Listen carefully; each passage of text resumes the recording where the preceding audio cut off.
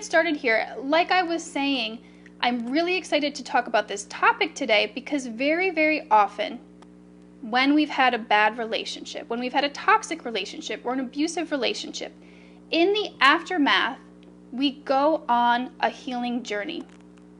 And really, this is what this group is about, actually. This group is about going on a healing journey and loving yourself so that eventually you can get to the place where you find the love of your life. So this topic is very important to discuss. But what many of us tend to do, and this was me included, we start to read a lot of spiritual literature, things about awakening.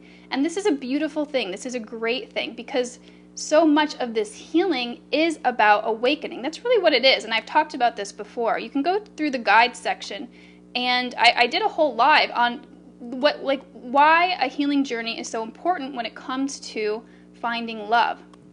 So it's beautiful that that's happening.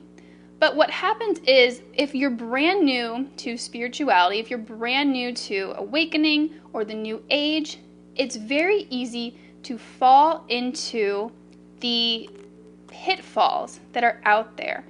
And these were all ones that I fell into. And so that's why I'm doing this live today, so that you guys can learn from my mistakes and avoid these very, very common pitfalls that are out there when you embark on a spiritual healing journey. So let me know if you guys are excited for this. What I want to say first is, when we're talking about healing, any type of healing that you do is a spiritual awakening. That's what it is. When you're diving deep into, my light went off too. You guys, I don't even know what to do here at this point with all these technical issues. I just have to laugh. Sorry about that. So, hi Maya. So, so when we're talking about healing and diving into our subconscious, this is spiritual awakening. This is what it is. We're awakening to our true selves. We're breaking out of our conditioning, right? So if you're doing any sort of healing work, and I think, many of you in this group are, you can essentially say that you are going on a spiritual awakening journey. That's what I call it. That is my definition of awakening. So, that being said, I'm going to talk today about the top 3 pitfalls that you can fall into on that spiritual awakening journey, because I don't want you guys to fall into them. If you can learn from my mistakes, I would be thrilled, so that you can stay on your healing path and keep moving forward so that you can find a healthy relationship and heal from your past. Okay. Oh no, Maya's saying the buzzing in the background. I wonder if this is something that has to do with Facebook, or maybe it's just like the Wi-Fi here. Let me unplug it and then plug it in again.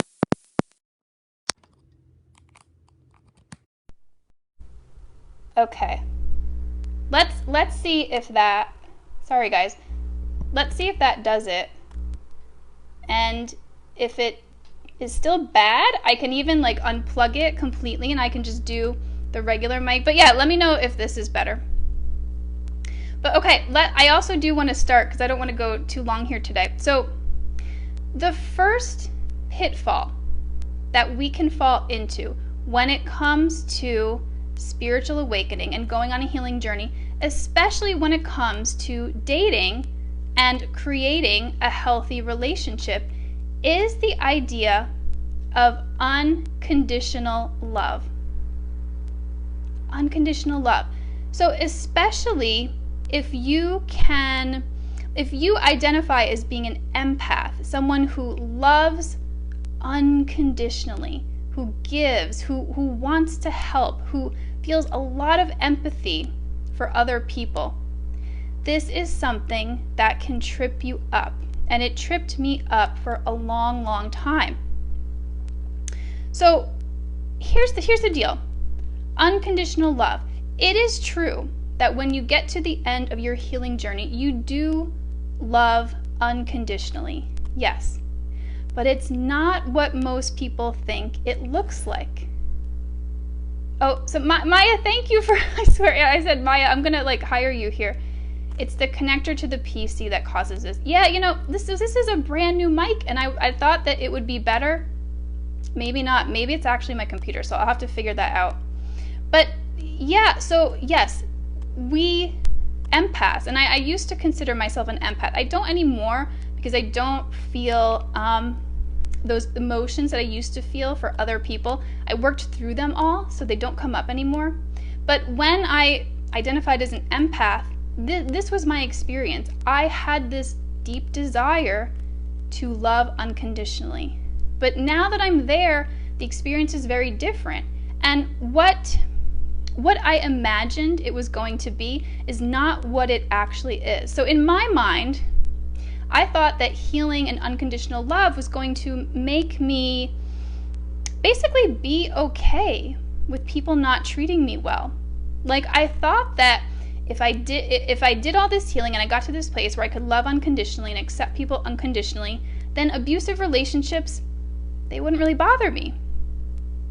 They wouldn't be that bad. Yes, if there was a physical abuse going on, that would bother me. But I thought that I would be able to handle emotional stuff, and I just wouldn't be bothered, and I would be able to stay in a relationship or be in contact with people who didn't treat me well, who didn't respect me, who didn't appreciate me. But that's not what happened. That's not what happened at all. So what actually happened is I loved so unconditionally that I loved myself unconditionally. When I was doing the empathic unconditional loving, I was loving other people, but I was leaving myself out. Interesting, huh? Let me know if you guys can relate to this. If you feel like you love unconditionally, you love other people unconditionally, you tolerate a lot of stuff, but you've left yourself out there. So this, what I'm talking about here, this dynamic of loving other people to the exception of yourself, this is not unconditional love. That's not what it is. Because unconditional love includes yourself. It includes yourself. So, you know, my definition, what I thought unconditional love would be, is someone who basically loves everyone else and has no boundaries. They're basically a doormat, right? That's the vision that I had of unconditional love. And let me know if this is something that you can relate to too. Yeah, Maya's saying that's me to the dot. Yeah, that's what it was for me. I had these because that's what a lot of the spiritual literature is out there talking about. They're portraying this story of what enlightenment is, of what the end of the spiritual path looks like. And in these stories that people have, it's like you're walking around as this perfectly peaceful, loving person, and you have no boundaries, and anyone can just do whatever they want to you, and you're fine with it. And Maya says, I think I'm still stuck there. Yeah, it's a tough one to let go of. But, you know, what I realized is that in that definition, I was leaving myself out of the unconditional love. And as my unconditional love grew, I was less able to tolerate these difficult situations. I was less able to tolerate an abusive relationship, or even just in a relationship where I didn't feel like I was being loved to the degree that I wanted. And that's because the love for myself was growing. And so if you have this definition in your head of what unconditional love is, and it means you have no boundaries and everyone just walks all over you and they treat you how they want to, and you still love them, that's not unconditional love. Okay? So don't use unconditional love to stay in a bad relationship, to stay in an abusive relationship, because that is not what it is.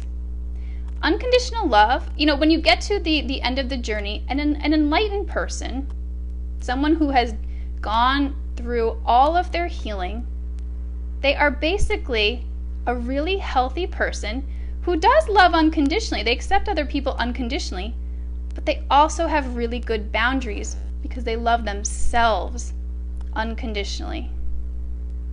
So let me know if this is resonating with you guys. I'm going to see what the comments are here.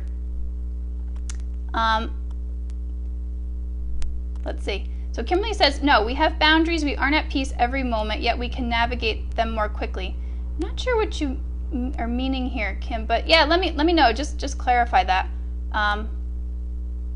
Cassie's saying, I believed if I healed, I would be able to stay with my abusive ex-boyfriend. Yeah, because I would have the skills to not take his hurtful behaviors personally and have firm boundaries with him. Yeah, exactly. That's what I thought too. I was like, if I thought that I was the big problem in my relationships, and I was like, great, if I go on this healing journey, I will have no more needs. I will just love everyone unconditionally, and I'll be perfectly at peace with this crappy situation. But that's not what happened. So yeah, Cassie, I can relate to that too. Maya says, I feel selfish immediately if I care about myself and leave others out a bit more. Yeah, and so this is part of the conditioning. We very often, as women, get this conditioning from society, from our caregivers, that we are supposed to be unconditionally loving, and I'm putting it in quotes because this is not what it actually is, but we think that that's what unconditional love is, which is basically to care for others without caring for ourselves. And that's not what it is. That's not what unconditional love is. If you take nothing from this broadcast, it's that unconditional love does not leave yourself out. It includes you. So thank you guys for sharing this. Yeah, this is basically my experience too. And Phoenix says, finding love for self is hard. It is. It's the hardest journey that you'll go on, but it's incredibly worth it. I can tell you that. It's well worth it. So Sharon is saying, I love the idea that self-love leads to being more irritated to the behaviors of others. Sharon, it's this interesting paradox. It's like you can accept that people are the way they are. It's like, yes, I still accept them unconditionally. I still love them. It's the same thing. But I'm also not going to tolerate it. I'm not going to put myself, let's say, in the line of fire of a narcissist, because I don't want to be someone's punching bag. And even if it doesn't emotionally bother me, it's not a pleasant experience. Because then you also put yourself in harm's way for potential physical abuse. So yeah, it is very interesting, and it was surprising to me that this is how it was. This is what happened. Okay. Let's see. So Kimberly said, you said spiritually awakened people walk around at peace and can be a doormat. Yeah. So not that this is what spiritual awakened people are doing, but this is the idea that we can sometimes get from the spiritual literature that's out there, or some of the spiritual groups or teachers. But yeah, that's not what it is. If you take this awakening all the way, you get to the point where no, being a doormat is not even in your awareness anymore. It makes no sense to do it because you love yourself so much. Why would you allow that? Why would you allow someone to mistreat you or take advantage of you? It's like it doesn't even compute anymore. And so the reason why I'm talking about this is because I don't want you guys to fall into this trap of, it's very spiritual to love unconditionally, and that's what I should do, and that's why I should stay in these relationships. No, that is not what you should do. That is not what unconditional love is. So yeah, thanks for bringing that up. So Maya's saying it's hard for me to understand that you get respect from others if you do less for them. It just makes no sense in my head. Yeah, and that's also the conditioning. That's also the conditioning. And the reality is that with some people, you might not get respect from them anymore if you didn't do things for them. And that's great. Let them go. Let them go do their own thing. That's fine. They don't need to be in your life. But for most people, it feels a little uncomfortable. For people that are for the large part healthy, it feels a little uncomfortable to have someone just giving and giving and giving when they're not giving back. It feels like an imbalance. So yeah, I'm not sure if how I would talk about respect as far as that goes. But yeah, it feels a little off. It feels like there's an imbalance. And a lot of people don't like that dynamic. It's not comfortable for them because they can feel that they're not giving as much as you're giving, and so yeah. But that's the conditioning. It's, you know, you like many of us have been brought up to believe that that's what you need to do. And so in order to break out of that, you start doing less. And for most of us, we're going to freak out when we do this because all of our fear is going to come up that like things are going to go badly, or people won't like us anymore, or this person will leave us because we've stopped doing things for them. If they do, okay, you will all be okay, I can promise you that. But usually that's not the case. People will then go, okay, I see that she's not doing things for me anymore. Okay, well, maybe I can pick up the slack here. This is what the dynamic would be in a healthy relationship. And in a healthy relationship, you would talk about the responsibilities. But yeah, when you start doing less for people, it will be very scary in the beginning, but then you will feel so much better because you'll be taking better care of yourself. So yeah, that I totally get that.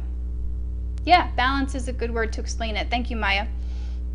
So yeah, you know, what the main thing that I want to express here is that unconditional love, it doesn't just shine its light one direction. It shines its light in all directions. So you love other people as much as you love yourself. So if you're finding that your unconditional love is only going in one direction, it's not unconditional love. Turn it around towards yourself. Okay? Yeah. All right, so Maya says, when I do that, then I'm asked, are you mad? Do they mean like mad like crazy, or are you mad at me?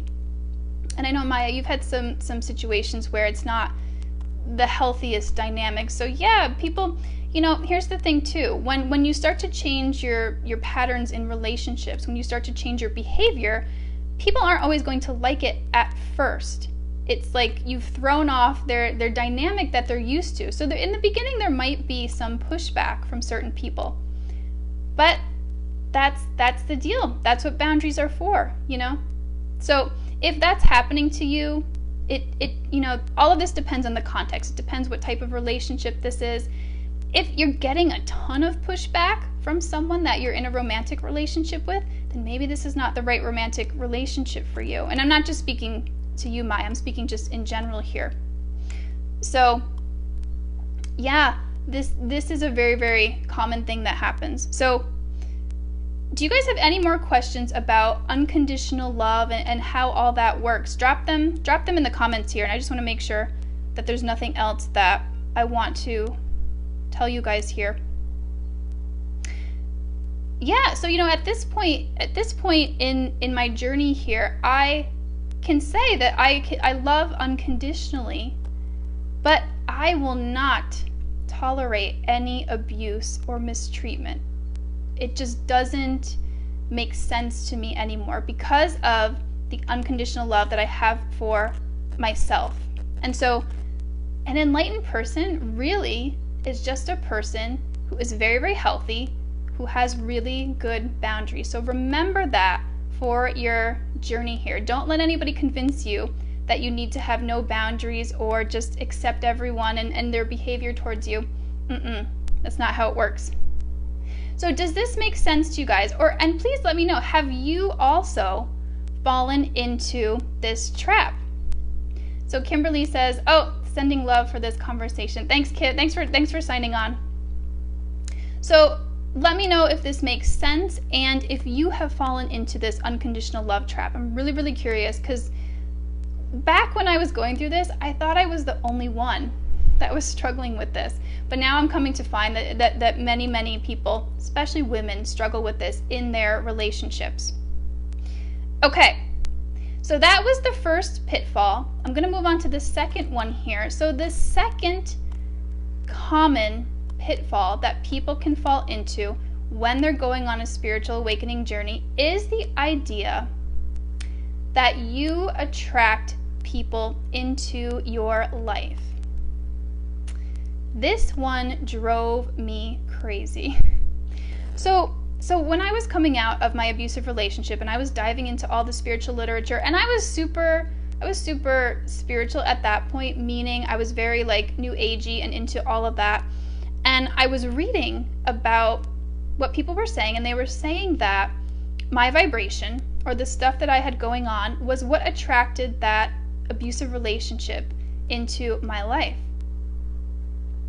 And something about that triggered me, but it also didn't sit right with me. I had gone far enough on the journey at that point where I was like, you know what, I don't totally buy into this. And really, the last thing that I needed coming out of that relationship was for more of the blame for what happened to be on me. It is like a very, very subtle form of blaming the victim here, saying that, well, it was because of something you did that brought this relationship into your life, or something that you didn't do, and therefore it's your fault. So let me know if you have kind of experienced this as well. Now, this doesn't mean that I had no control over what happened to me, or no say over what happened to me. Certainly I could have made different choices, and we're going to talk about that. But it's never your fault for getting into an abusive relationship. Because, when we're talking about these relationships, usually they don't have giant warning signs on them that say this is an abusive relationship. And you see that and you're like, oh, well, yeah, I'm going to do it anyway. That's not what happens. These relationships, for the most part, they look pretty good at the beginning. And so we go into them. We really have no idea what we're dealing with unless we've had a lot of these relationships prior. So what I can tell you is there is no attraction thing. There is no thing inside of us that is bringing these relationships to us. It can certainly feel like that. And I'm going to talk about why in a minute here. But this is not the truth of the universe here, we could say. This is not the truth of reality. It very much feels like that when you're on a spiritual journey. You can get to very, very deep points on the awakening journey where you feel like, well, I'm just attracting everything. This is so easy. This is great. But that's part of the journey. You eventually come out of that and you see that that's not actually the case, but it can feel very real. And that's where all of these teachings come from. They come from places where people have just started to awaken. They've come far on the journey, but they haven't gone all the way, and so they don't understand the big picture. So they're just taking these little pieces here and there and saying, well, the law of attraction, this is the thing, this is what works. No. So what happens is the emotional baggage that we have, the conditioning that we have, the beliefs that we have about ourselves, this is what makes certain people attractive to us. This is what makes us choose to be with certain people. Not that we're attracting them, we are choosing them because of the subconscious stuff that we have going on. Okay? So before we do the healing work, before we go on the healing journey, we're attracted to types of people who are either familiar to us in the sense that they remind us of the types of relationships that we've had in our childhood, so we go for them, or we simply just feel like we don't deserve better treatment, and so we stay in these relationships, okay? But there is no law of attraction thing, and I know I'm probably ruffling some feathers here because people hold these principles very, very dearly, and this was one that I bought into too, and it was a little bit challenging for me to let go of. But I can tell you here from the other side, it's not happening. It's not happening how we think it is. So, what we have to do in order to shift this, in order to be attracted to different people, in order to choose different people, is do our healing work, is go on a healing journey, is to get support to help us make different choices. So that's what changes this dynamic. And I hope this is making sense to you guys. Let me know if you've had similar thoughts about law of attraction and all of that, as I'm very, very curious as to what you guys feel about that. But, you know, that's why things like my program work. Because when we dive deep into the subconscious, when we do the healing work, when we shift the beliefs that we have about ourselves and about love and about relationships, we become attracted to different people. We choose differently. We don't stay in these relationships that aren't serving us anymore because we love ourselves so much more. So let me know if this is making sense to you. It's not law of attraction. It's just simply healing and making different choices. So by the way, if you're interested in working with me or you want to talk more and see if my program might be a good fit for you, comment Real Love, and we can just chat about my program and how it works. I basically walk you on a healing journey. I walk you through it. We release all of the subconscious stuff. We rewire your beliefs, and I teach you how to choose differently and what all of that entails. So this is not just a regular healing journey, because I did that. I did a regular old healing journey, and I still got into an abusive relationship. We actually need a very, very highly specified healing program with not just the subconscious work, but also with the support to make these different choices. So that's what I offer. It's, you know, my program is essentially everything that worked for me, that helped me to break these patterns and get into a healthy relationship. So if you're interested, comment Real Love and I will reach out to you. Or you guys are always free to message me if you want to hear more about how I do that. So Sharon is saying our unconscious or subconscious beliefs also factor into law of attraction. So yeah, so I am not, you know, as you can probably tell here, I'm not a believer in law of attraction, but what is happening is our subconscious beliefs absolutely have to do with the choices that we make, right? Because if we believe, let's say we believe that we're not worthy of love, we're not going to choose this person who comes into our life who is loving, who can love us, because it's very uncomfortable to us, it's very foreign, and we're not going to choose it, right?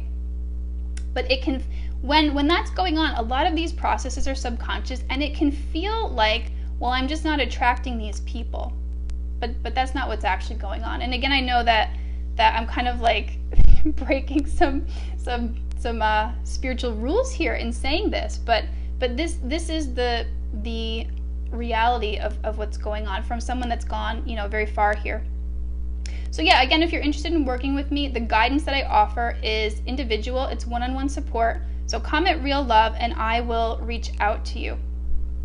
Okay, so guys, that was the second pitfall that many people fall into. And let me know if this resonates, if this makes sense. If you're also, like, for some of you that are really really interested in law of attraction, let me know how this hits for you, if this doesn't make sense or if it does make sense. Okay, so the third common pitfall that you can fall into on the spiritual journey, especially when it comes to finding love, finding a healthy relationship, is the belief that we have to love ourselves before someone can love us.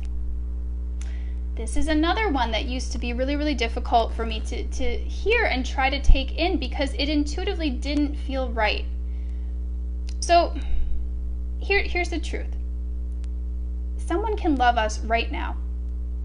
Someone can love us at our absolute worst, right? Someone can love you at your lowest point. I love you right now. And you might say, well, Lindsay, you don't even know me. How can you love me? Well, I accept you unconditionally, which is love. That's what love is. Love is essentially acceptance. So I love you, all of you here. So it's not true that no one can love you until you love yourself. That's actually, I do find that idea sometimes very, very hurtful and damaging, especially when you're coming out of an abusive or a toxic relationship, because you've just taken so many hits and you've been blamed for so much that, well, it's like telling someone that, well, the reason that this person couldn't love you is because you didn't love yourself enough. No, it has nothing to do with that. The other person couldn't love you, and that's what it was. Now, that being said, people do mean well when they say this. And really what I believe that the intention behind this is what I talk about here. When you love yourself more, you make different choices. You don't stay in these abusive relationships. You don't stay in these toxic relationships. You don't stay where you're not being respected and appreciated. But it's not because you didn't love yourself enough that someone couldn't love you. So please, please throw this belief away. What happens when we aren't loving ourselves as much as we could is we just end up, like I said, staying in those difficult relationships or even sabotaging healthy relationships because they feel so foreign. You know, we just might dismiss them or run away from them. That kind of thing happens all the time. And also when we aren't loving ourselves, we can stay very, very addicted to these people who hurt us or who don't treat us well. So when you love yourself, you break that addiction to the toxic partners, excuse me, and you allow people to love you. So it isn't true that you have to love yourself. And sometimes, you know, I even see, like, I'm in a lot of these groups and I see people out there and they are saying all the time, you know, well, you have to love yourself unconditionally before someone else can love you. No, no, you don't. You just have to love yourself enough to the point where you make different choices and you don't stay in these types of relationships anymore. But it has nothing to do with other people loving you. That's not the way this works. Like I said, someone can love you at your absolute lowest point. Think of, like, if you have someone in your life, if you're lucky enough to have someone in your life, like a loving parent or a grandparent, or a friend who has been there for you through a lot of this, through a lot of your most challenging situations, and they still care about you and they still love you. I know I had some of that in my life, and that showed me that, no, you know what, it really isn't about this whole, like, I have to love myself and then other people will love me. People love me anyway. And it's my job to love myself so that I can heal and I can make better choices for myself. So let me know if this resonates with you, if this makes sense. These are the top 3 common spiritual pitfalls that you can fall into. And, you know, I'm curious if you guys would like to hear more about spirituality, about this subject. It's something that I'm starting to integrate more here into my work when it comes to relationships and dating, because I think it's a unique perspective that a lot of people don't have. So I'm curious to hear if you'd like to hear more about this topic, because I know, like I said in the beginning, I think there's many of us out there who are on a healing journey, and we want to take it all the way. We want to awaken and we want to heal, and I hope that you guys can avoid these pitfalls in the future.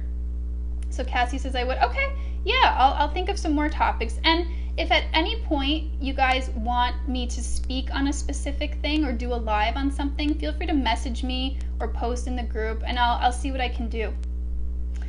All right, I have gone on for a while here, but does anyone have any questions or comments about this topic or any other topic related to love, dating, healing, relationships? I'm gonna just leave this up for a minute here and take a sip of water. But yeah, let me know in the comments, and even when the video is over, you guys can comment when you're watching the replay, and I'll see if I can respond and answer your question for you. All right, everyone, thank you so much for watching. I will be back next week with a new topic. Okay, take care.